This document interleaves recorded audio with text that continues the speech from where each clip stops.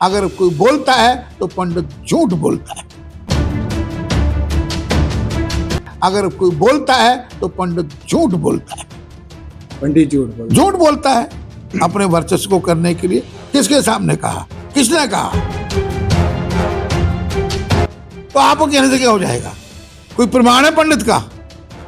ये ऐसी बातें करनी, इन बातों से क्या हो जाएगा? अगर आप बोल दोगे मेरी दाढ़ी काट दूंगा तो क्या, आपके बाबा बाल काट दूंगा तो क्या हो जाएगा? काट दिया आपने।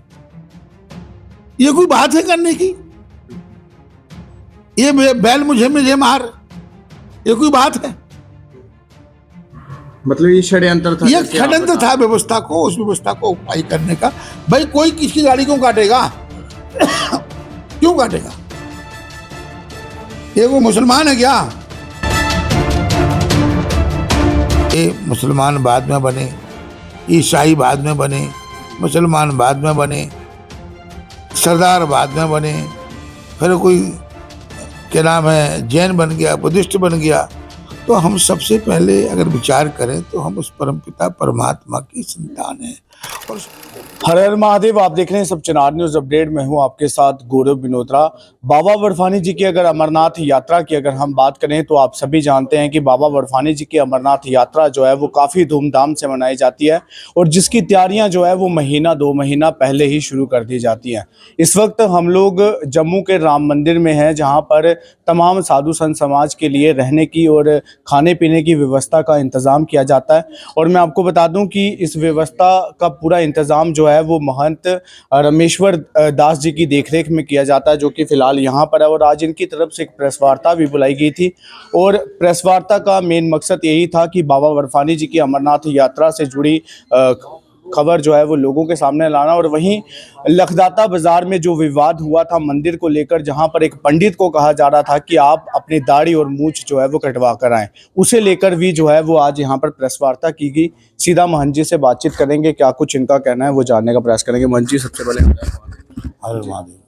महंत जी, बाबा बर्फानी जी की अमरनाथ यात्रा की अगर हम बात करें तो लाखों की तादाद में श्रद्धालु जो हैं वो यहाँ पर पहुँचते हैं और साधु संत समाज की अगर हम बात करें तो सारे साधु संत जो हैं वो यहाँ पर आकर रुकते हैं। इस साल कैसी व्यवस्था जो है वो साधु संत समाज के लिए राम मंदिर में की जा रही है? बात यह है, यह जो मंदिर है ये संतों का मंदिर है और संत परंपरा का मंदिर है। उसी परंपरा में यहाँ का मानता हूँ और यहाँ अनादिकाल से संतों की सेवा, उनका रहना, अनुष्ठान, पूजन विद्यार्थियों का चला आ रहा है। इस शहर के बीचों बीच मंदिर है और यहाँ पर संत हर समय रहते हैं। एक कोरोना के कारण संतों का आना जाना कम बना।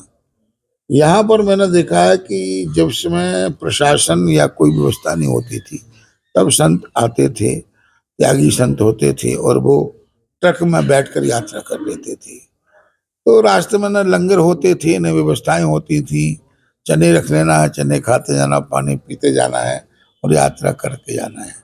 आज यात्रा में बड़ी सुविधा आ चुकी है और लंगर व्यवस्था है, प्रशासन बड़ा जागरूक रहता है। स्मृत एलजी महोदय ने व्यवस्थाएं अच्छी हों इसके लिए पहले से तैयारी शुरू कर दी है, विशेष तैयारियां शुरू कर दी हैं। आने वाले में और भी सुगमता होगी। तो मैं एडमिशन जो यहाँ की है वो भी बड़ी जागरूक है। मैं आपके माध्यम से कहूँगा कि यात्रा बड़ी अच्छी होगी और सुविधा होगी। इस यात्रा में किसी प्रकार की कोई दिक्कत ना हो, इसके लिए एलजी महोदय मुस्तैद हैं, तैयार हैं। तो मैं आपके माध्यम से यही कहूँगा कि यात्रा में लोग आएं और भोलेनाथ के दर्शन करें और जम्मू कश्मीर की मंगल कामना करें और जम्मू भारतवर्ष समृद्ध हो, शक्तिशाली हो, मजबूत हो, इसकी भगवान से अरदास करें। मन जी, बहुत से लोग जो हैं वो बाबा बर्फानी जी की अमरनाथ यात्रा में तो जाते हैं, लेकिन आज भी लोग ये जानना चाहते हैं कि सबसे पहले बाबा बर्फानी जी की अमरनाथ यात्रा के बारे में किसने जाना था? देखिए, बात ये है, जब बाबा सुनने में तो अनेक प्रकार की दंत कथाएं आती हैं कि वहाँ पर, अभी मैं श्रीनगर गया था, श्रीनगर से आ रहा था, रात्रि 1:30 बजे मैं देख रहा था भेड़ लेकर लोग रास्ते से जा रहे थे और हजारों की 400-500 भेड़ होंगी और वो चलते जा रहे थे। मैंने कहा देखो 1:30 बज गया, बारिश भी कहीं कहीं हो रही है और वो बकरवाली लोग अपनी भेड़ को लेके जा रहे हैं। तो इसी तरह ये हमारी संस्कृति है कि पहाड़ों में बकरवाल परिवार जो बकरी भेड़ चराते हैं उन पहाड़ी जंगलों में जाते हैं और उन वहाँ का विचरण करते हैं। तो उनको ही इस गुफा का ज्ञान हुआ था और उसके कारण वो आज भोलेनाथ के दर्शन करने के लिए हर हिंदू जा पाता है। तो वो ये नहीं कि मुसलमान को ही गुफा मिली, तो भगवान की दृष्टि में ना कोई हिंदू है ना कोई मुसलमान है, सब मानव है। ये हिंदू मुसलमान हमने बना दिए हैं। ये अगर विचार करें यहाँ पर, जब से सृष्टि की रचना हुई है तब हम मानव थे, आर्य थे। ये मुसलमान बाद में बने, ईसाई बाद में बने, मुसलमान बाद में बने, सरदार बाद में बने, फिर कोई क्या नाम है जैन बन गया, बुद्धिस्ट बन गया। तो हम सबसे पहले अगर विचार करें तो हम उस परमपिता परमात्मा की संतान हैं और सब सनातनी हैं। ये समय का प्रभाव है, राजनीति का प्रभाव है।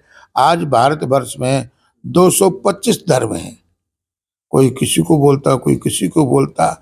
हम सर्व सनातनी बोलते हैं सर्वे भवन्तु सुखिनः, सभी सुखी रहें, सभी सुखी रहे। ये हम कहते हैं, सनातन धर्म कहता है, अनादि है जिससे सब निकले हैं। सब ने अपने साइन बोर्ड बनाए हैं बाद में जी।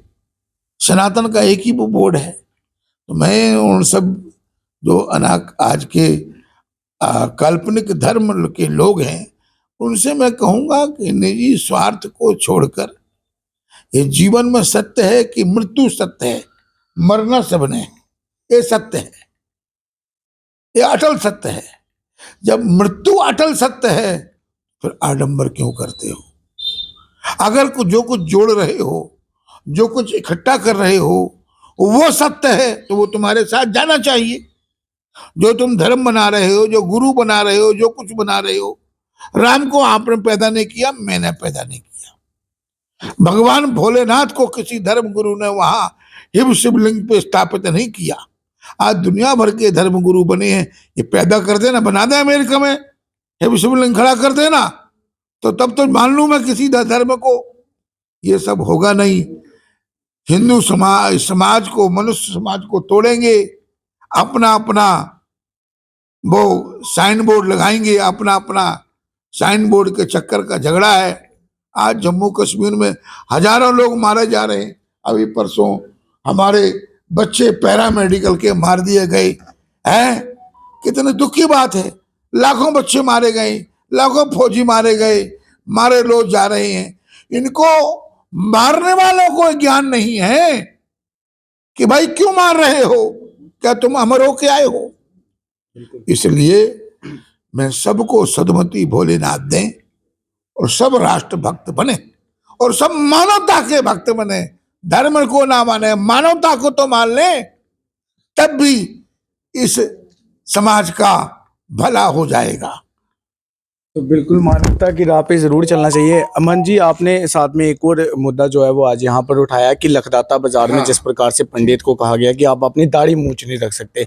सवाल यही है कि क्या एक पंडित या फिर महंत ने दाढ़ी मूंछ रखनी होगी तो किसी की इजाजत लेनी पड़ेगी उन्हें? देखो बात यह है, ये मेरा मुख है, मैं इससे किसी का सम्मान भी कर सकता हूं और इससे गाली भी निकाल सकता हूं।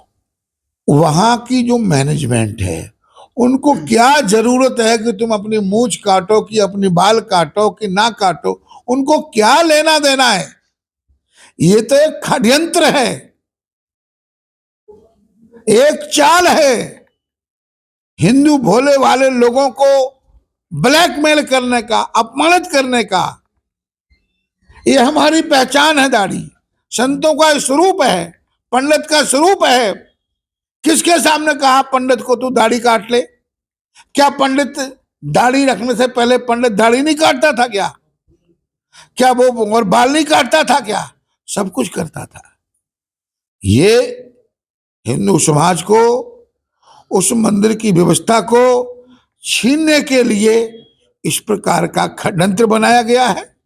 वहां ब्रह्मचारी थे, मैनेजमेंट थी, आज भी है, पहले भी थी, अब भी है, आगे भी रहेगी। जी इस प्रकार के खडंत करके, आडंबर ब्लैकमेल करके, किसी को निशाना बनाकर मैनेजमेंट व्यवस्थाएं टूटती नहीं है। पंडित जी से मेरा निवेदन है, शांति से रहें, भगवान की सेवा करें। ये लोग सेवादार हैं, आपकी सेवा ही करते हैं। वहां जागरण कराते हैं, वहां लंगर लगाते हैं, पास से लगाते हैं। वहां की चढ़तल से नहीं लगाते हैं। चढ़तल का पैसा पंडित ही बैंक में जमा करता है और बाकी अपने पास में रखता है अपने परिवार पोषण के लिए, और बैंक से पंडित ही निकालता है। ये प्रधान या चेयरमैन या मेंबर्स ये नहीं निकालते हैं।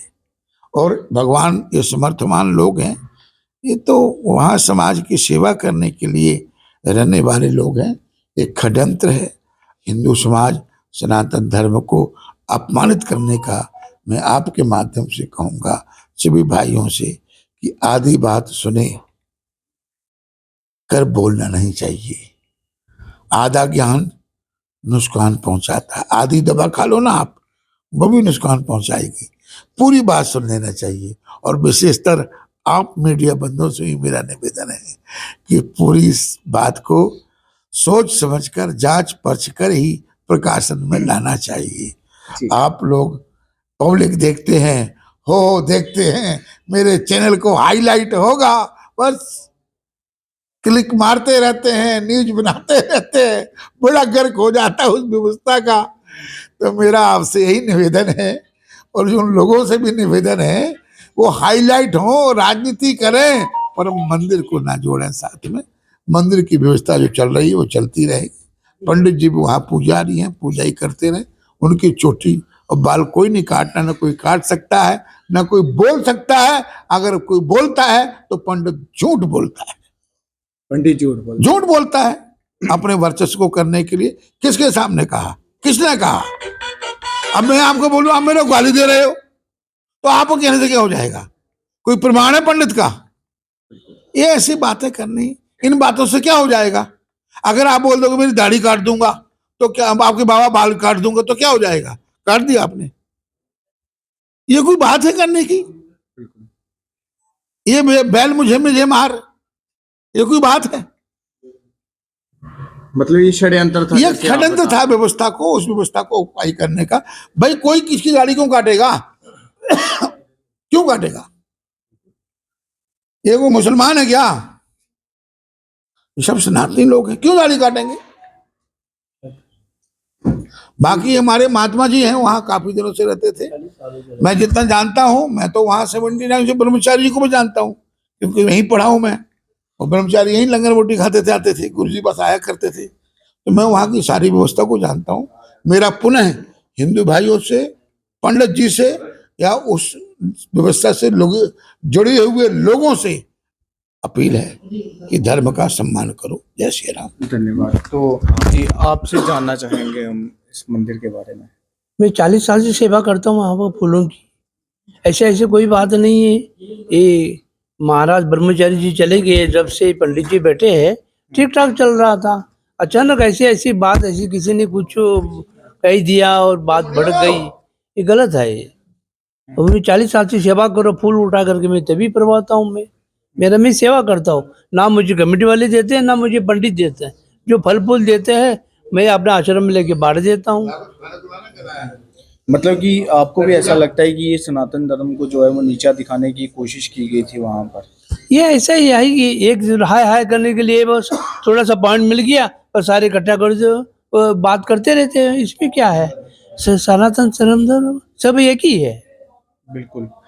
तो बिल्कुल मैं आपको बता दूं कि महंत रमेश्वर दास जी इस वक्त हमारे साथ है। आज इनकी तरफ से प्रेस वार्ता बुलाई गई। आखिरकार क्या मेन उद्देश्य था प्रेस वार्ता का, वो हमने इनसे ज़रूर जाना। लेकिन बाबा बर्फानी जी की यात्रा जो है वो हम आपको ज़रूर दिखाएंगे। पिछली बार भी ज़रूर दिखाई थी, और बाबा श्री केदारनाथ धाम के भी दर्शन हमने आपको ज़रूर करवाए थे। लेकिन मैं तमाम श्रद्धालुओं को बता दूँ जो बाबा श्री केदारनाथ यात्रा से हमारे साथ जुड़े थे, कि जो व्यवस्था आप लोगों को वहाँ पर नज़र आई थी वैसी व्यवस्था आप लोगों को यहाँ पर बिल्कुल नहीं नज़र नजर आएगी। हालांकि जो जम्मू कश्मीर की एडमिनिस्ट्रेशन है उनके साथ तमाम देश भर के लोग मिलकर जो है वो यहाँ पर भंडारे लगाते हैं, जिसमें रहने की व्यवस्था भी जो है वो एकदम फ्री में यहाँ पर की जाती है और बढ़ चढ़ कर लोग जो है वो हिस्सा लें, यही महंत साहब ने भी यहाँ पर कहा है। तो आप लोग बाबा बर्फानी जी की अमरनाथ यात्रा को लेकर अगर कोई भी अपनी राय देना चाहते हैं तो कमेंट बॉक्स में ज़रूर दे सकते हैं। तो फिलहाल जो लखदाता बाजार में लेकर एक कंट्रोवर्सी बनी थी उसे लेकर भी महंत साहब जी ने ये क्लियर किया है कि एक षड्यंत्र था और षड्यंत्र रचने वालों को साफ तौर पर यह कहा है कि आप सनातन धर्म को बदनाम करने की साजिश जो है वो ना रचे। तो फिलहाल इसे लेकर आप लोगों के जो भी विचार हैं आप लोग अपनी राय देकर जरूर दीजिएगा। फिलहाल तब तक के लिए इतना ही। आप इसी प्रकार से देखते रहिए चनार न्यूज़ अपडेट। दीपक मनास के साथ मैं गौरव विनोत्रा। जय हिंद।